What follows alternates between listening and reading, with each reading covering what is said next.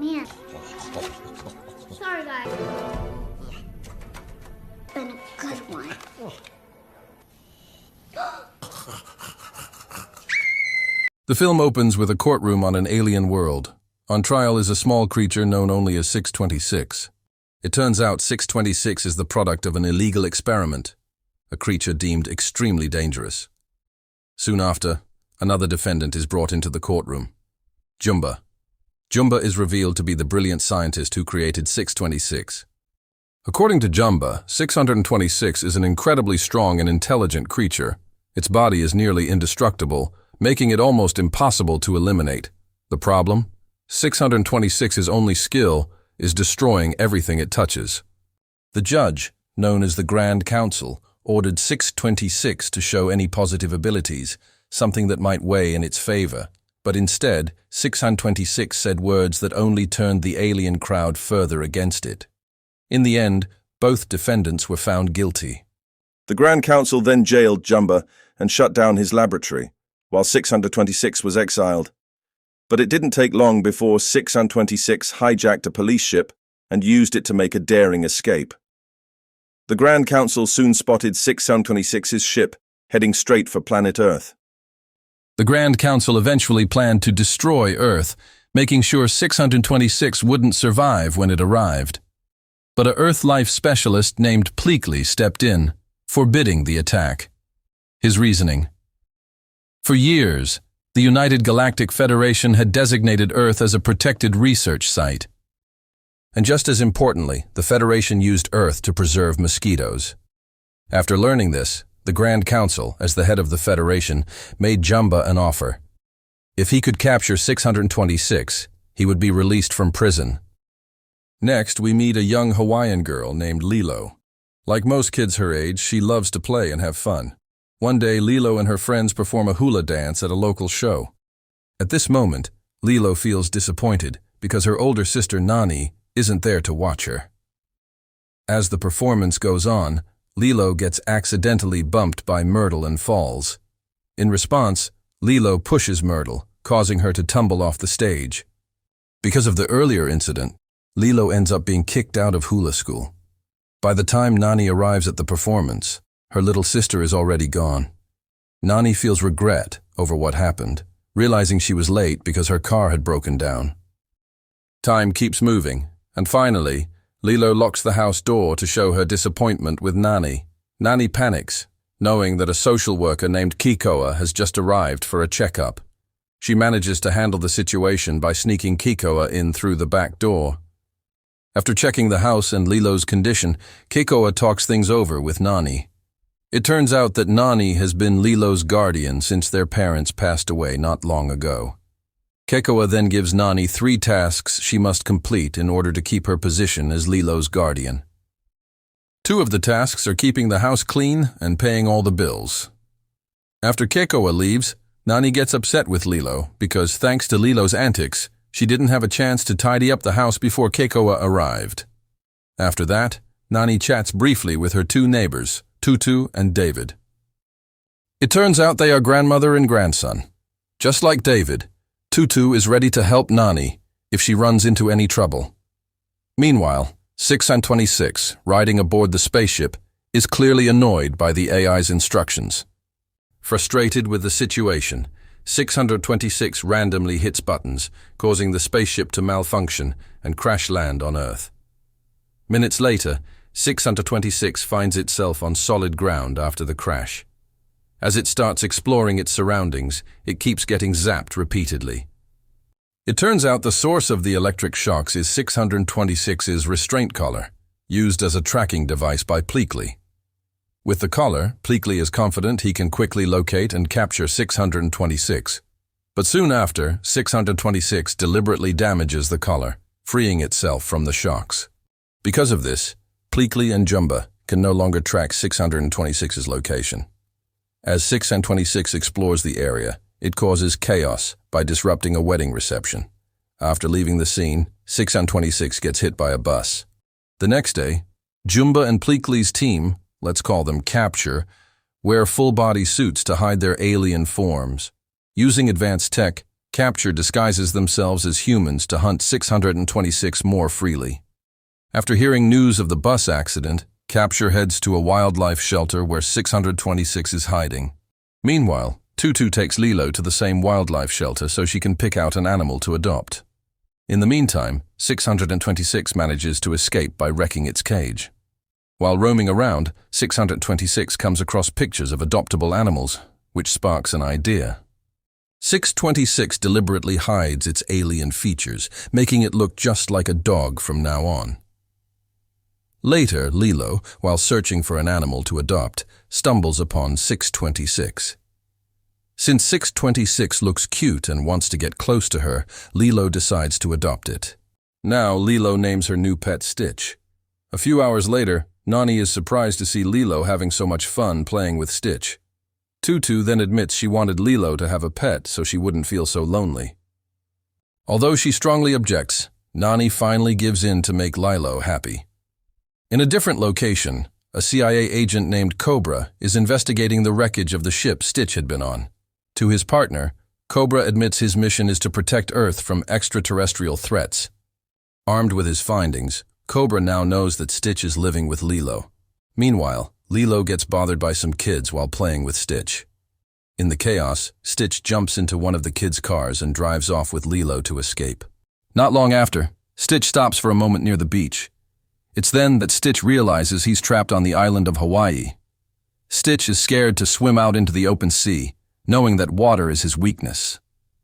A little while later, Nani takes Lilo and Stitch to the resort where she works. While Nani is busy with her job, Lilo and Stitch start causing trouble again. Completely unaware of the consequences, their mischief continues into the night, even setting one of the resort tables on fire. Nani quickly realizes that the incident was caused by Stitch's mischief and Lilo's failure to properly watch her new pet. Because of the chaos, Nani ends up losing her job at the resort. Once she gets home, Nani calls the authorities to report Stitch's antics. Unexpectedly, CIA agent Cobra intercepts Nani's call, picking up on her description of Stitch and the social services response. Now, Cobra prepares to pose as a social worker to smoothly carry out his mission of capturing Stitch. After filing her report, Nani grows even more frustrated seeing Stitch's antics getting worse. Nani finally starts seeing Stitch as a serious problem after he lunges at her face to avoid being caught. As bedtime rolls around, Lilo manages to calm Stitch down, getting him to stop causing chaos. Lilo then shows Stitch a photo from Nani's past, revealing that she was once a very smart and talented kid, especially at surfing. Lilo also shows a photo of her parents when they were still alive. From that moment, Lilo considers Stitch part of her new family. The next day, social worker Kealoha pays a visit to Nani at her home. On this visit, Kealoha is accompanied by Cobra, who's undercover as the director of social services. While checking on Lilo and Stitch, Cobra secretly snatches a strand of Stitch's fur for his mission. As time passes, Nani keeps trying to find a new job. But Nani's efforts never pay off, as the companies she applies to already know about Lilo and Stitch's mischief. Soon after, Lilo spots a job opening for a surfing instructor. David encourages Nani to go for it, knowing she's truly skilled at surfing. Time keeps moving, and eventually, Nani lands the job as a surfing instructor. After that, Lilo and Stitch join her out on the waves. Meanwhile, Cobra continues to secretly keep an eye on Stitch. Then, without Nani and Lilo knowing, Stitch faces an attack from Capture, who moves in on a jet ski. Stitch manages to stop them, but during the fight, he falls off his surfboard, along with Nani and Lilo.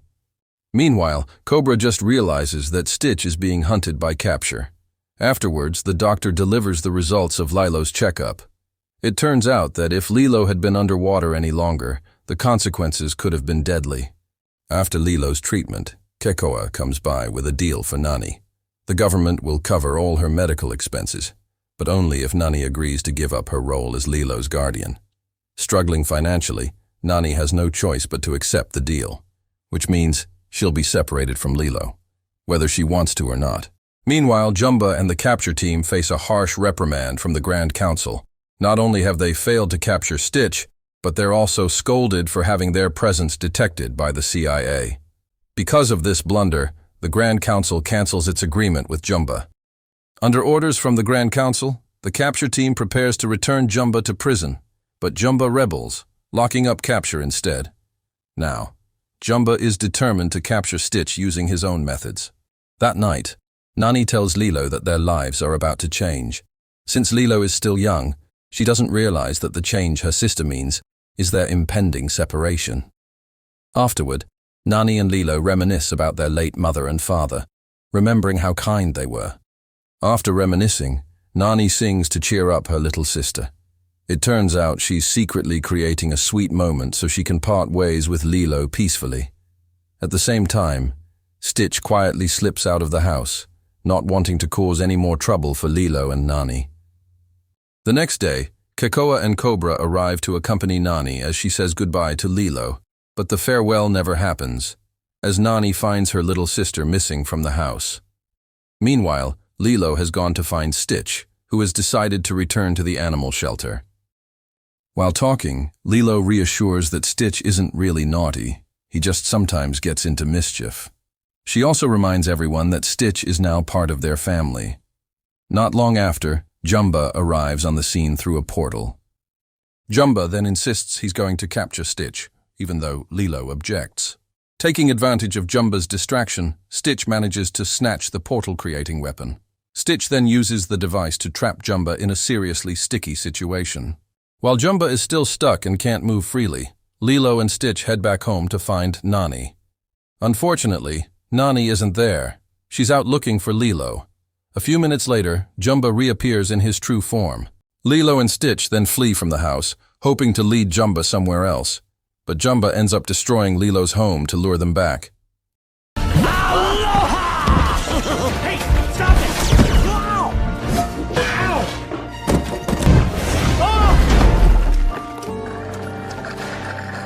Ow! Cornered by Lilo and Stitch's counterattack, Jumba makes a bold statement to turn the tables. Here, Jumba reminds everyone that Stitch is a destructive creature who's been causing chaos in Lilo and Nani's lives.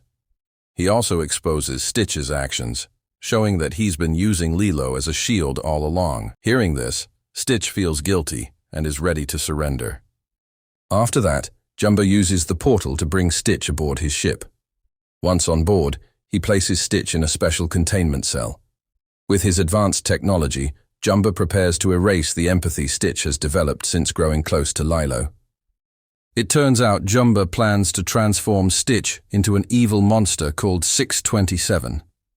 If the transformation succeeds, Jumba intends to use Stitch as a weapon against the Grand Council. Meanwhile, Nani is shocked to see the damage to her house when she arrives with Tutu and David. There, they also find Capture in its true form, trapped under some building debris while trying to secure Jumba. Shortly after, Cobra arrives and apprehends Capture. But just as Cobra is about to take Capture back to the CIA base, Nani convinces him to rescue Lilo first. Switching to Lilo, she's sneaking onto Jumba's ship to rescue Stitch. Once Stitch realizes what's happening, he sabotages parts of the ship to keep Jumba from noticing Lilo. While Jumba's attention is diverted by Stitch's actions, Lilo presses every button she can find and finally manages to free Stitch. However, the downside is that the ship is now flying completely out of control. In the middle of the chaos, Lilo and Stitch manage to toss Jumba out of the ship. Not long after, Stitch urges Lilo to jump with him into the ocean as the ship is about to crash. Stitch has to put everything else aside to save Lilo's precious family photo.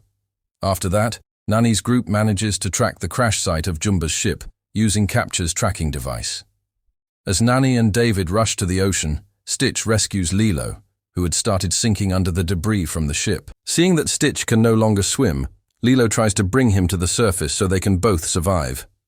But when Stitch realizes Lilo is struggling and running out of breath, he deliberately lets himself sink so Lilo can reach the surface faster.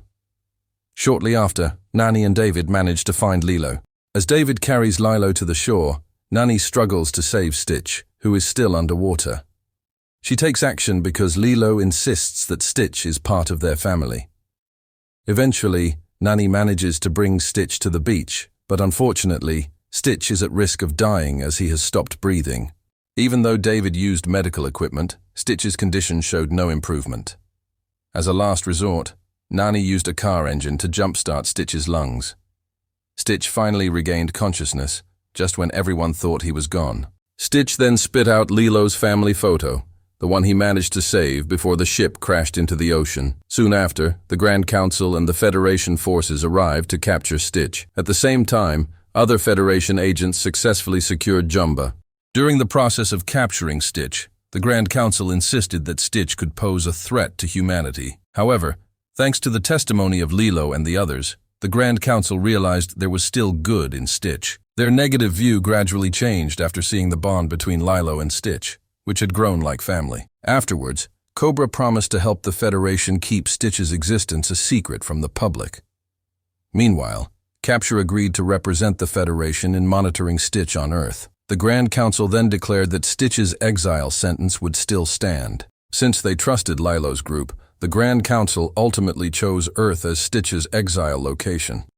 This way, Stitch could live on Earth permanently alongside Lilo. Once things had settled down, Nani followed Keikoa's suggestion and handed over her role as Lilo's guardian to Tutu and David. Not just for Lilo's well-being, Nani also did this so her little sister could continue living in the same home. Over time, Nani's house, damaged during Jumba's attack, began to be repaired. Afterward, Lilo saw Nani off as she headed to San Diego. It turns out Nani is heading to the University of California to pursue her passion in marine biology. Sometime later, she uses Jumba's portal device to instantly travel back to Lilo's home. Finally, Nani reunites with Lilo and Stitch in a warm, heartfelt moment. And just like that, the movie comes to an end.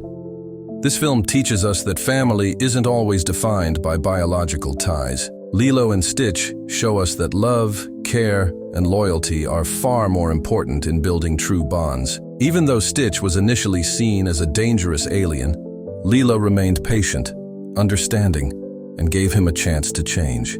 From this, we learn that family is made up of those who are always there for us, support us in tough times, and accept us as we are, without judging past mistakes or outward differences. Love and compassion can create a strong family bond, even in the most unexpected circumstances. On behalf of Short Movie Storyline, I want to say thank you for watching. Don't forget to like, comment, and subscribe for more awesome stories.